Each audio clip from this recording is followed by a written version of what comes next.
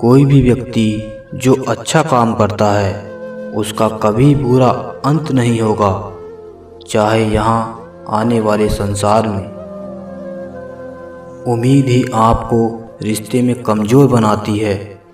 उम्मीद का जन्म आपके मन में ही होता है। शांत, नम्रता, मौन, संयम और पवित्रता ये मन के अनुशासन है। सभी स्वार्थी इच्छाओं पर काबू पाना पर्याप्त नहीं है। स्वामित्व और अहंकार को बस में करना भी आवश्यक है। जिसे तुम अपना समझकर मग्न कर रहे हो, बस यही प्रसन्नता तुम्हारे दुखों का कारण है। जो कर्म में अकर्म देखता है और जो अकर्म में कर्म देखता है, वह मनुष्य में बुद्धिमान होता है। आप केवल कर्म के हकदार हैं, उसके फल के कभी नहीं। मनुष्य अपने विश्वास से निर्मित होता है। जैसा वह मानता है वैसा ही वह है। आत्मा विनाश से परे है। कोई भी उस आत्मा का अंत नहीं कर सकता जो अनंत है। खुशी मन की एक ही अवस्था है जिसका बाहरी दुनिया से कोई लेना देना नहीं है। यांत्रिक अभ्यास से बेहतर है ज्ञान, ज्ञान से बेहतर है ध्यान। कोई भी व्यक्ति जो अच्छा काम करता है उसका कभी पूरा अंत नहीं होगा, चाहे यहाँ या आने वाले संसार में। अपने भीतर पीछे मुड़कर मैं बार बार रचना करता हूँ। जिसके मन और आत्मा में सामंजस्य है, जो इच्छा और क्रोध से मुक्त है, जो अपनी आत्मा को जानते हैं, उनके साथ ईश्वर की शांति है।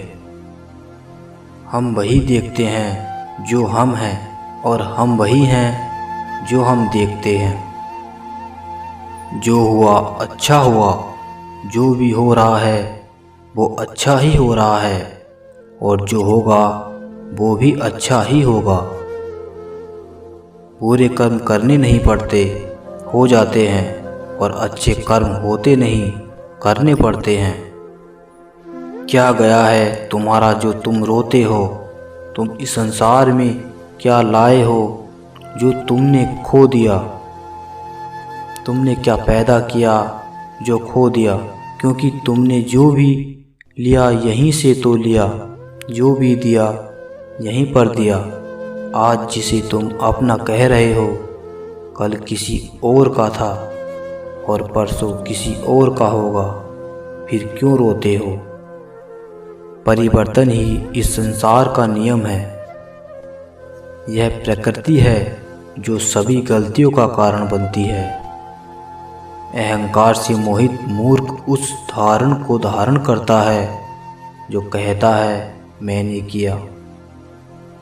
पूर्ण लगन के साथ अपना कार्य करो, लेकिन उसके फल की इच्छा मत करो, क्योंकि जब आप फल की इच्छा करते हो तब कहीं न कहीं आप अपने कार्य में पूर्ण रूप से समर्पित नहीं हो पाते। गति के लिए चरणों पर ध्यान देना आवश्यक है, किंतु प्रगति के लिए सदैव आचरण पर ही ध्यान देना चाहिए। प्रकृति द्वारा निर्धारित कर्तव्य का पालन करते हुए व्यक्ति ने कोई पाप नहीं किया। जिसका मन उसके बस में नहीं है, उसके लिए उसका मन शत्रु के समान है। वो मूर्ख है जो प्रेम को बकवास कहते हैं। प्रेम इस दुनिया की जड़ है जिससे दुनिया बनी है। अपनी इच्छा की शक्ति से अपने आप को नया आकार दे। अपने आप को कभी भी स्व इच्छा से नीचा न होने दे। बुद्धिमान अपनी चेतना को एकीकृत करते हैं और कर्म के फल के प्रति आसक्ति को त्याग देते हैं। मनुष्य अपने विश्वास से निर्मित होता है। जैसा वो विश्वास करता है वैसा वो बन जाता है। कर्म का वास्तविक लक्ष्य आत्मा का ज्ञान है। हम जो कुछ भी हैं वह हमने जो सोचा है उसका परिणाम है हम अपने विचारों से बने हैं, हम अपने विचारों से ढाले जाते हैं। अपरिपक्व लोग सोचते हैं कि ज्ञान और क्रिया अलग अलग है, लेकिन बुद्धिमान उन्हें एक ही मानते हैं। जिस प्रकार इस शरीर में रहने वाला बचपन युवावस्था और वृद्धावस्था से गुजरता है, उसी प्रकार मृत्यु के समय वह केवल दूसरे प्रकार के शरीर में प्रवेश करता है। बुद्धिमान इसके बहकावे में नहीं आते। न यह शरीर तुम्हारा है और न तुम इस शरीर के। यह शरीर तो अग्नि, जल, वायु, पृथ्वी, आकाश से बना है और इसी में मिल जाएगा, परंतु आत्मा स्थिर है। फिर तुम क्या हो?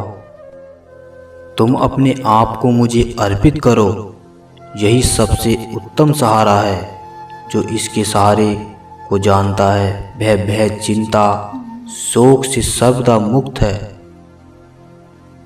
जो कर्म में अकर्म देखता है और अकर्म में कर्म देखता है वह चतुर है।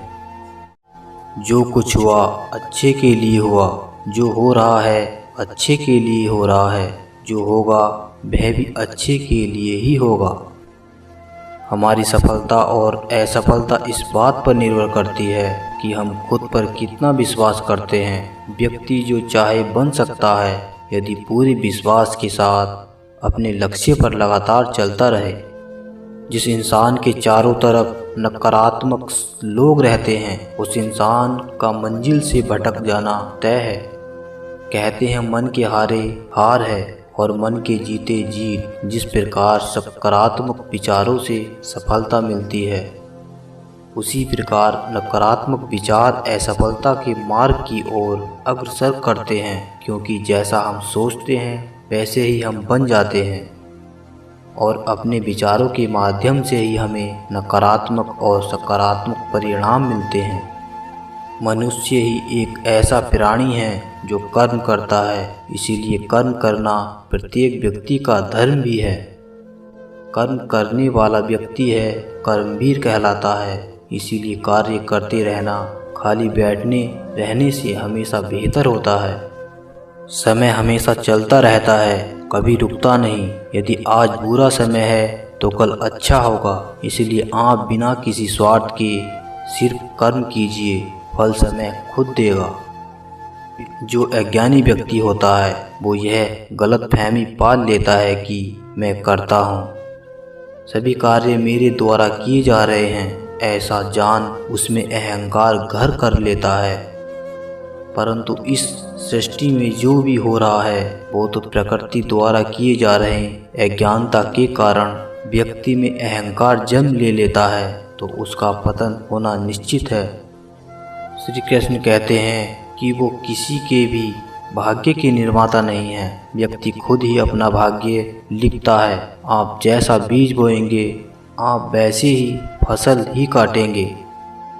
आप जैसा कर्म करेंगे आपको वैसे परिणाम मिलेंगे।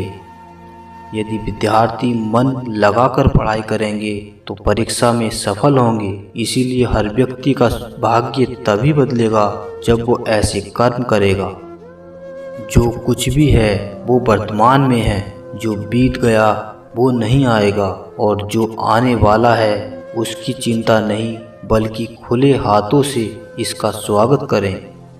भ्रम और संदेह से परे जब आप भगवान से प्यार करते हैं तो आप हर चीज़ से प्यार करते हैं।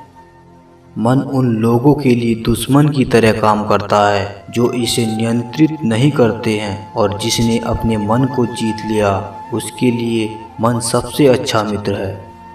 क्रोध में इंसान भ्रमित हो जाता है और भ्रम से बुद्धि व्यग्र हो जाती है और अपने गलत फैसले के चलते उसका पतन शुरू हो जाता है।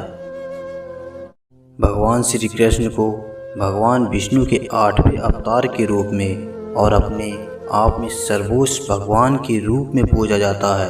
वे करुणा, कोमलता, प्रेम के देवता हैं और भारतीय देवताओं में सबसे लोकप्रिय और व्यापक रूप से पूजनीय हैं। उन्होंने हमें जीवन, प्रेम, खुशी, धर्म, मोक्ष, भक्ति योग, ध्यान, धर्म, सत्य के बारे में सब कुछ सिखाया है।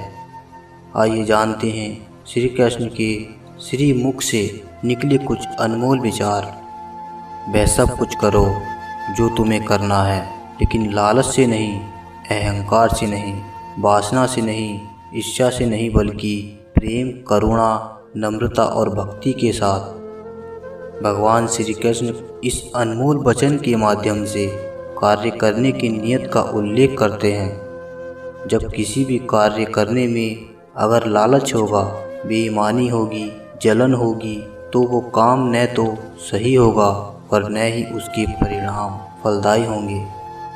इसके अतिरिक्त जिस कार्य को हम पूरे मन से प्रेम पूर्वक करेंगे तो वो न सिर्फ हमारे लिए बल्कि समाज के लिए भी हितप्रद होगा।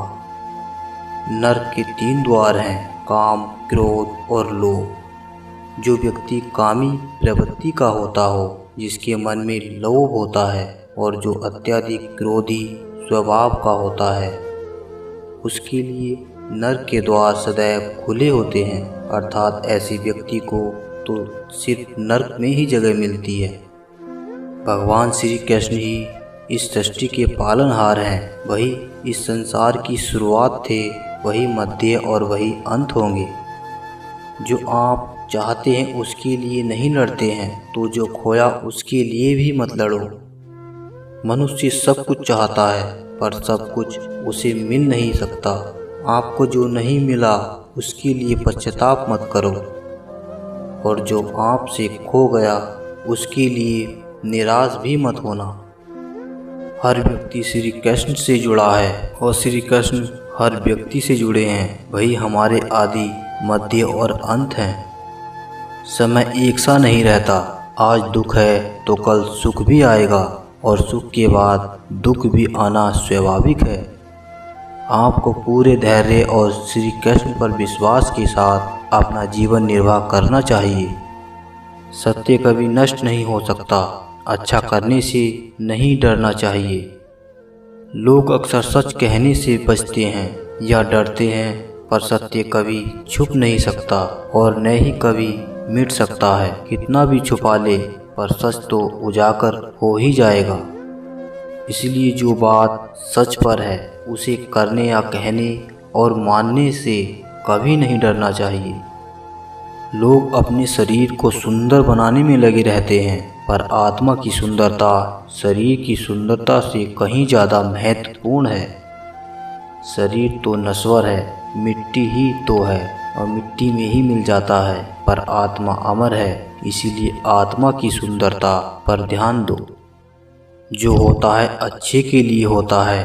कभी कभी विपरीत परिस्थितियां हमारी वर्तमान स्थिति को अच्छा करने के लिए आती हैं। मन चंचल होता है, यह इधर उधर भागता है और किसी भी कार्य की एकाग्रता का दुश्मन है। लेकिन यदि यह व्यक्ति के बस में हो जाए तो इससे अच्छा कोई मित्र नहीं है। मन को एकाग्र करना जरूरी है, बस थोड़ी सी प्रयास और अभ्यास की ज़रूरत है। जब भी आप कोई बुरा कार्य करते हो या अच्छा कार्य करते हो, आपको लगता है कि कोई देख नहीं रहा, तो यहाँ श्री कृष्ण कहते हैं, तुम जो कुछ भी कर रहे हो, मेरी दृष्टि सदैव तुम पर है। इसीलिए आप यह मत समझे कि आप अकेले हैं, आपके साथ श्री कृष्ण सदैव हैं। कर्म मुझसे नहीं चिपके रहते, क्योंकि मैं उनके परिणामों से जुड़ा नहीं हूँ। जो लोग इसे समझते हैं और इसका अभ्यास करते हैं, वे स्वतंत्रता में रहते हैं। जो मनुष्य प्रकृति के गुणों से अनासक्त और जो पूरी तरह से दिव्य ज्ञान में स्थित है, उसका कार्य पूरी तरह से, भले ही दुर्बलता ईश्वर द्वारा दी जाती है, लेकिन गरिमा मनुष्य के मन को स्वयं निर्मित करती है।